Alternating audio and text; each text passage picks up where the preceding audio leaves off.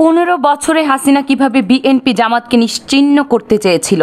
গত 15 বছরে আওয়ামী লীগ সরকার কিভাবে পরিকল্পিতভাবে তাদের রাজনৈতিক প্রতিপক্ষকে ধ্বংস করার চেষ্টা করেছে, কিভাবে বিএনপিকে নৈতিক, মনস্তাত্ত্বিক এবং অর্থনৈতিকভাবে ভেঙে ফেলা হয়েছে, আর জামাত ইসলামীকে সম্পূর্ণভাবে নিশ্চিহ্ন করার জন্য কি কি কৌশল ব্যবহার করা হয়েছে, আজ আমরা উন্মোচন করব সেই নিষ্ঠুর কৌশলগুলো। থাকুন আমাদের সাথেই, কারণ এই প্রতিবেদনটি আপনার চোখ খুলে দেবে আওয়ামী রাজনীতির অন্ধকার দিক সম্পর্কে।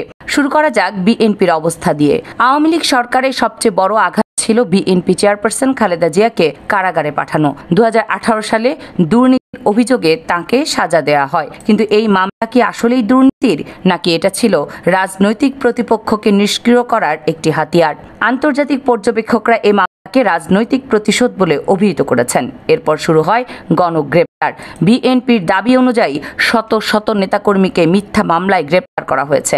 বিশেষ করে নির্বাচনের সময় কৌশলে রাজনৈতিক অস্থিরতা তৈরি করে গণগ্রেপ্তার করা হয়।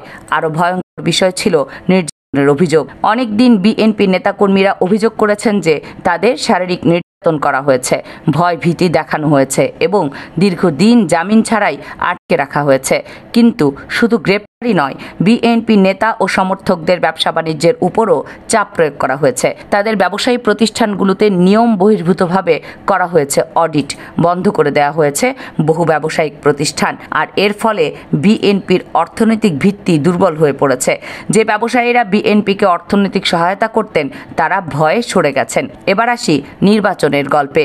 2014 সালে বিএনপি নির্বাচন বয়কট করেছিল। প্রশ্ন আসতে পারে, কেন?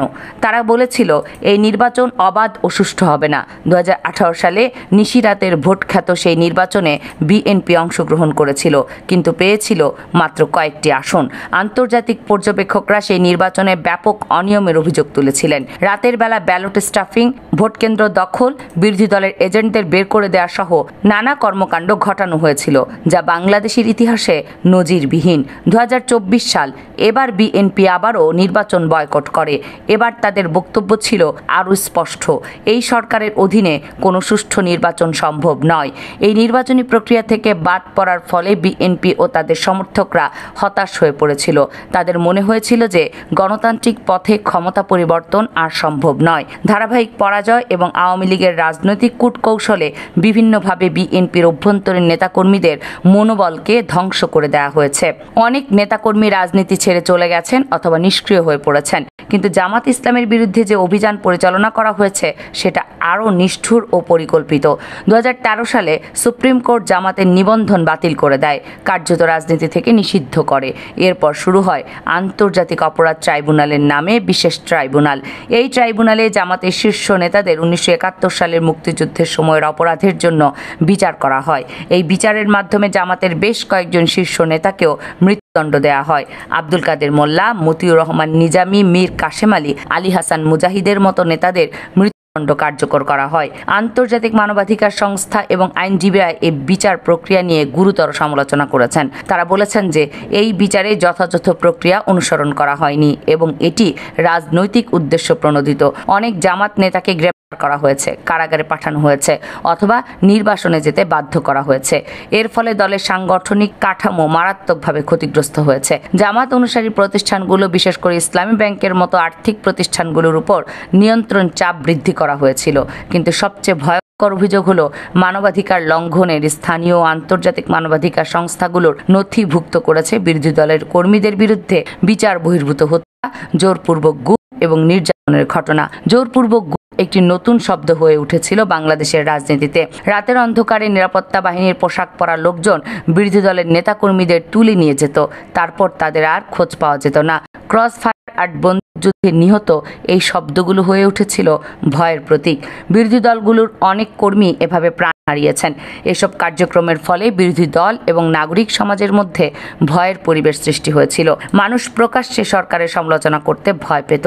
জাতিসংঘ, হিউম্যান রাইটস ওয়াচ, অ্যামনেস্টি ইন্টারন্যাশনালের মতো সংস্থাগুলো বাংলাদেশের মানবাধিকার পরিস্থিতি নিয়ে গভীর উদ্বেগ প্রকাশ করেছে। অথচ পতিত হাসিনা সরকার সবসময় এই অভিযোগগুলো অস্বীকার করেছে। তারা বলেছে যে এগুলো বিচ্ছিন্ন ঘটনা এবং কোনো পদ্ধতিগত নিপীড়ন নেই। এসব কার্যক্রমের সামগ্রিক প্রভাবে হয়েছে গণতন্ত্রের ক্ষয়। সমালোচকরা যুক্তি দিয়েছেন যে আওয়ামী লীগের এই পদক্ষেপগুলো রাজনৈতিক বহুবাদকে ক্ষুণ্ণ করেছে, গণতান্ত্রিক প্রতিষ্ঠানগুলোকে দুর্বল করেছে। একটি কার্যকর বিরোধী দল ছাড়া গণতন্ত্র অসম্পূর্ণ। কিন্তু বাংলাদেশে বিরোধী দলগুলোকে এমনভাবে দুর্বল করা হয়েছে যে তারা সরকারের নীতি ও সিদ্ধান্তের বিরুদ্ধে কার্যকর প্রতিরোধ গড়ে তুলতে পারেনি। এই ধারাবাহিক দমন পীড়ন রাজনৈতিক বিভাজনকে আরও গভীর করেছে। বিএনপি এবং জামাত অভিযোগ করেছে যে আওয়ামী লীগ রাষ্ট্রযন্ত্রকে ব্যবহার করে একদলীয় আধিপত্য বজায় রাখার চেষ্টা করেছে। বিচার বিভাগ, নির্বাচন কমিশন, দুর্নীতি দমন কমিশন, মানবাধিকার কমিশনের মতো প্রতিষ্ঠানগুলোর স্বাধীনতা নিয়ে প্রশ্ন উঠেছে। সমালোচকরা বলেন যে এগুলো হাসিনা সরকারের হাতের পুতুল হয়ে গিয়েছিল। এর ফলে বাংলাদেশে বহুদলীয় গণতন্ত্রের ভবিষ্যৎ নিয়ে গুরুতর উদ্বেগ তৈরি হয়েছিল।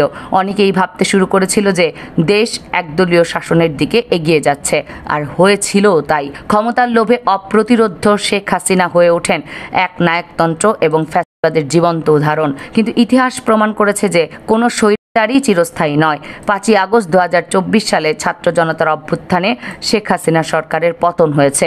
এখন বিএনপি এবং জামাত ইসলামীর আবার রাজনৈতিক কার্যক্রমে ফিরে আসার চেষ্টা করছে। অনেক নেতাকর্মী কারাগার থেকে মুক্তি পেয়েছেন। জামাতের রাজনৈতিক নিষেধাজ্ঞাও তুলে নেওয়া হয়েছে। অন্তর্বর্তীকালীন সরকার গণতন্ত্র পুনরুদ্ধার এবং সুষ্ঠু নির্বাচনের অঙ্গীকার করেছে। এটা সব রাজনৈতিক দলের জন্য একটি নতুন সুযোগ।